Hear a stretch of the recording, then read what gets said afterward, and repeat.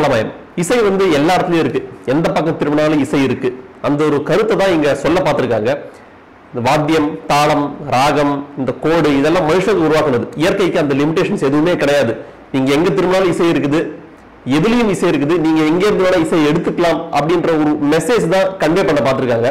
ரொம்ப கஷ்டமான விஷயம். ஏன்னா இது வந்து காட்சியாவும் சொல்ல முடியாது, வார்த்தையாவும் சொல்ல முடியாது. இது ஒரு உணர்வு, ஆடியன்ஸை வந்து அது உணர வைக்கணும்.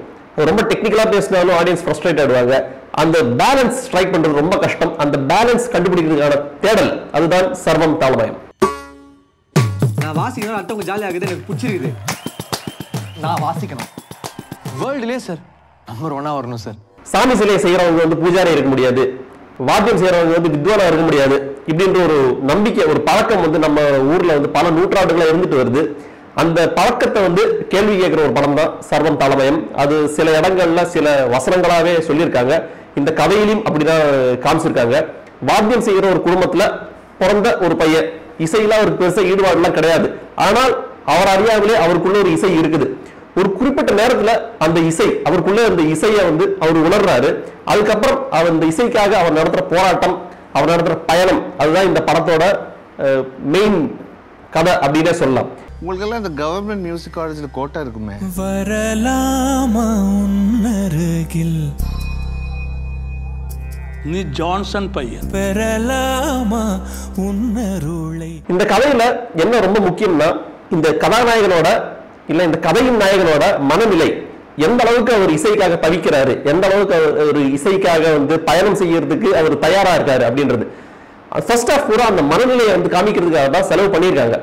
ஆனா என்னவோ அந்த மனநிலையை வந்து வசனங்களா பல இடங்கள்ல வெளியே வந்தாலும் ஒரு உணர்ச்சியா வந்து ஸ்கிரீன்ல தெரியல. அதுக்கு 2 காரணங்கள். ஃபர்ஸ்ட் ஹாஃப்ல வந்து ஒரு என்டர்டெயின்மெண்ட்டுக்காகவோ ஒரு மாஸ்க்காகவோ கிளாப்ஸ் வாங்கணுன்றதுக்காகவோ இந்த கதையின் நாயகனை வந்து ஒரு மிகப்பெரிய தளபதி விஜய் ரசிகனா காமிச்சிருக்காங்க. அதுக்கான காட்சிகள் நிறைய அங்கங்க வருது. அந்த படத்தை வந்து எந்த அளவுக்கு ஹெல்ப் பண்ணிருக்கு அப்படின்னு தெரியாது, தவிர்த்திருக்கலாம் அப்படின்னு நாங்க நினைக்கிறோம். இன்னொரு விஷயம், இந்த காம்ப்ளெக்ஸான மைண்ட் செட், இந்த இவர் மனசுக்குள்ள நடக்கிற வந்து போராட்டம், அந்த ஒரு குழப்பங்கள் ஸ்கிரீன்ல வந்து எஃபெக்டிவா கன்வே ஆகணும்னா அந்த நடிகனும் ரொம்ப பாடுபட்டு இருக்க வேண்டும். ஆனால் ஃபர்ஸ்ட் ஹாஃப்ல வந்து ஜி பிரகாஷ் அவர் செய்யற நிறைய சேட்டைகள் வந்து இதுக்கு முன்னாடி அவர் பல படங்கள்ல பண்ண ஜாலியான விஷயங்கள், தண்ணீர்ச்சி பிரச்சனை பண்றது, பொண்ணுங்களை கலாய்க்கிறது, அந்த விஷயங்களை ஞாபகப்படுத்துற மாதிரியே இருக்குது. அதனால என்னோ அந்த கேரக்டருக்கு இருக்கிற அந்த குழப்பங்கள் கிளியரா ஸ்கிரீன்ல கன்வே ஆகல. அது ஃபர்ஸ்ட் ஹாஃப் கொஞ்சம் வீக் ஆக்கிடுது, இந்த கேரக்டரையும் கொஞ்சம் வீக் ஆக்கிடுது. ரோட்ல என்ன வேணாலும் பண்ணல, ஆனா இது ஒரு கோவில். நீ என்ன நினைச்சிட்டு இதெல்லாம் பண்ற? இது ஏன் வாத்தியம், நான் வாசிக்கிறதுக்காக செஞ்சது. கர்நாடக சங்கீதம். செகண்ட் ஹாஃப் பெரும்பாலுமே ஒரு இசை போட்டியை தான் கான்சன்ட்ரேட் பண்ணியிருக்காங்க. ஒரு ரியாலிட்டி ஷோ, டிவி ரியாலிட்டி ஷோல. டிவி ரியாலிட்டி ஷோஸ் வர வர எந்த அளவுக்கு டிவியில பார்க்கும்போதே ஆடியன்ஸுக்கு ப்ரெடிக்டபிளா இருக்கு அப்படின்னு நமக்கு தெரியும். அதே ரியாலிட்டி ஷோ சினிமாவில் காமிக்கும் போது எந்த அளவுக்கு ப்ரெடிக்டபிள் அப்படின்னு உங்களாலே கெஸ் பண்ண முடியும். இந்த மாதிரி படங்கள் நிறைய வந்திருக்கு, எல்லாமே ப்ரெடிக்டபிள் தான். ஆனா அந்த படத்துல எல்லாத்தையும் நம்மளை என்கேஜ் பண்ற ஃபேக்டர் என்னன்னா, அந்த மெயின் கேரக்டர், சென்ட்ரல் கேரக்டர் மேல நம்மளுக்கு இருக்கிற ஒரு ஈர்ப்பு, அவர் ஜெயிக்கணும் அப்படின்னு நம்மளுக்கு கொடுக்குற ஒரு சப்போர்ட். இந்த படத்துல அது என்னவோ மிஸ் ஆயிடுச்சு. ஏன்னா சென்ட்ரல் கேரக்டர் வந்து இசை கத்துக்கிறதுக்காக எடுக்கிற பயணம் வந்து ஒழுங்கா ரெஜிஸ்டர் ஆகல. ஃபர்ஸ்ட் ஹாஃப்லயும் சரி, செகண்ட் ஹாஃப்ல அவர் இந்தியா பூரா ஒரு பயணம் போறாரு இசையை கத்துக்கிறதுக்காக. அந்த பயணம் என்னமோ ஸ்கிரீன்ல ஒழுங்கா கிளிக் ஆகல அப்படின்னு சொல்லணும். எப்படின்னா ஒரே பாட்டுல பணக்காரான மாதிரி, இல்ல ராக்கி படத்துல வந்து ஒரே மாண்டேஜ்ல வந்து பெரிய பாக்ஸர் ஆயிடுற மாதிரி, அது மாதிரி தான் ஒரு ஃபீல் இருக்குது.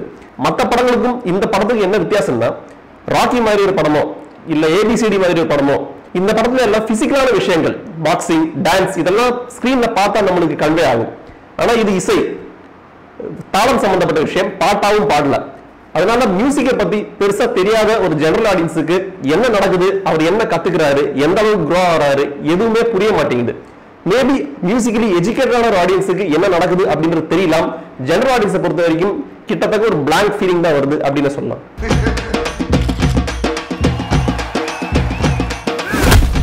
நான் வாசிக்க கூடாதுன்னு சொல்றதுக்கு நீ யாரியா? இந்த ரியாலிட்டி ஷோல என்ன ஒரு நல்ல விஷயம் அப்படின்னா, மியூசிக்கல் சர்க்கிள்ஸ்ல வரக்கூடிய ஈகோ, அதுல வரக்கூடிய பாலிடிக்ஸ் கொஞ்சம் நல்லா காமிச்சிருக்காங்க. ஸ்கிரீன்ல அது பாக்குறதுக்கு கொஞ்சம் என்கேஜிங்கா இருக்கு அந்த ஃபேக்டர்ஸ். இன்னும் இன்ட்ரெஸ்டிங்கான ஒரு விஷயம் என்னன்னா, டிடி ஒரு கேரக்டர் பண்ணிருக்காங்க. இது வரைக்கும் அவங்க பண்ணாத டைப் ஒரு கேரக்டர்.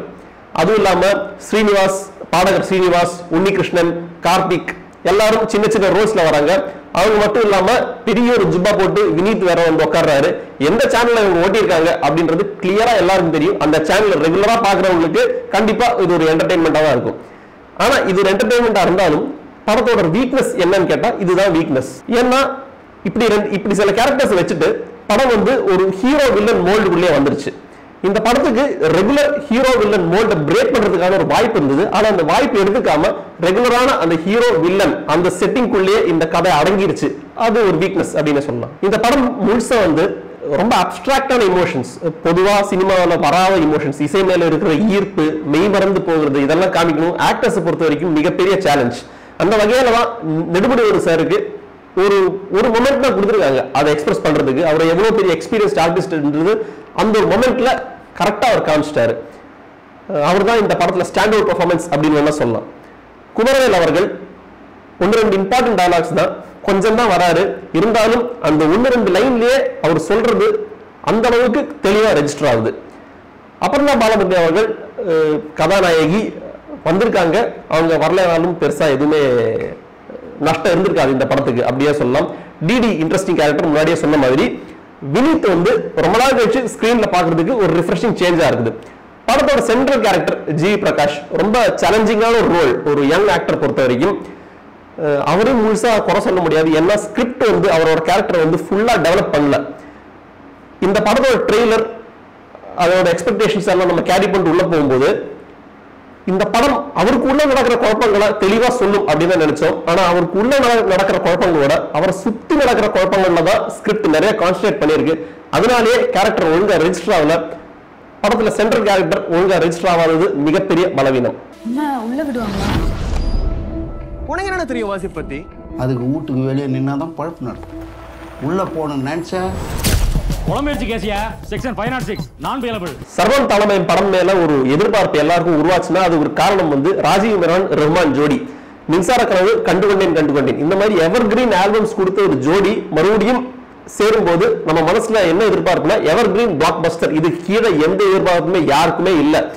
ஆனால் இந்த படம் நீங்கள் பார்க்க போகும்போது இந்த எக்ஸ்பெக்டேஷன், அதாவது மின்சார கனவு, கண்டுகொண்டேன் இது 2 இறக்கி வச்சுட்டு போங்க. ஏன்னா இந்த ஆல்பம் வந்து ஜனரஞ்சகமான ஒரு ஆல்பமா இருக்கணும் அப்படின்னு நினைச்சு போட்டதே கிடையாது.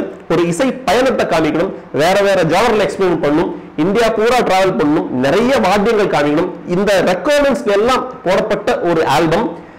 மியூசிக்கல் நாலேஜ் இருக்கிறவங்களுக்கு கண்டிப்பா இந்த ஆல்பம் வந்து இன்னும் பெட்டரா புரியும், இன்னும் ஃபாஸ்டா கனெக்ட் ஆகும். ஆனா மியூசிக்கலி எஜுகேட்டட் இல்லாத ஒரு ஜெனரல் ஆடியன்ஸுக்கு ஃபர்ஸ்ட் டைம் கேட்கும்போது இந்த ஆல்பம் எந்த அளவு கனெக்ட் ஆகும்ன்றது அவங்கவுங்க மியூசிக் நாலேஜ், மியூசிக்கல் அண்டர்ஸ்டாண்டிங் பொறுத்து இருக்குது.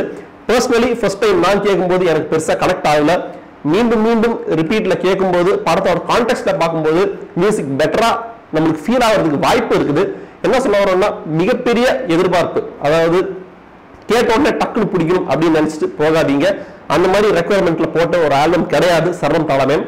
எஸ்பெஷலி கடைசி மியூசிக்கல் போட்டியில 2 பேருக்குள்ள நடக்கிற அந்த காம்படிஷன்ல யாரு பெட்டரா பண்றாங்க அப்படின்றது ஒரு ஜெனரல் ஆடியன்ஸா நம்மளால கேஜ் பண்ண முடியல. மேபி மியூசிக்கலி டெக்னிக்கலி தெரிஞ்சவங்களுக்கு அது அண்டர்ஸ்டாண்ட் பண்ணலாம். ஒரு ஜெனரல் ஆடியன்ஸுக்கு தெரியுமான்றது ரொம்ப கஷ்டம். அதுவே ஸ்கிரீன்ல அந்த என்கேஜ்மெண்ட் ஃபேக்டரை வந்து குறைச்சிருது. அது படத்தை வந்து கொஞ்சம் அந்த இன்ட்ரெஸ்ட்டை குறைச்சிருது அப்படின்னு சொல்லலாம். சர்வம் தாளமயம் என்ன சொல்ல வந்திருக்காங்க அப்படின்னா இசை எல்லா இடத்துலயும் இருக்கு, நம்மளை சுத்தி இருக்கு, எங்க இருந்தாலும் எடுத்துக்கலாம், ஒருத்தர் கிட்ட போய் கத்துக்கணும் அப்படின்ற அவசியம் இல்லை, இயற்கையிலிருந்து எடுத்துக்கலாம் அப்படின்னு சொல்ல வந்திருக்காங்க.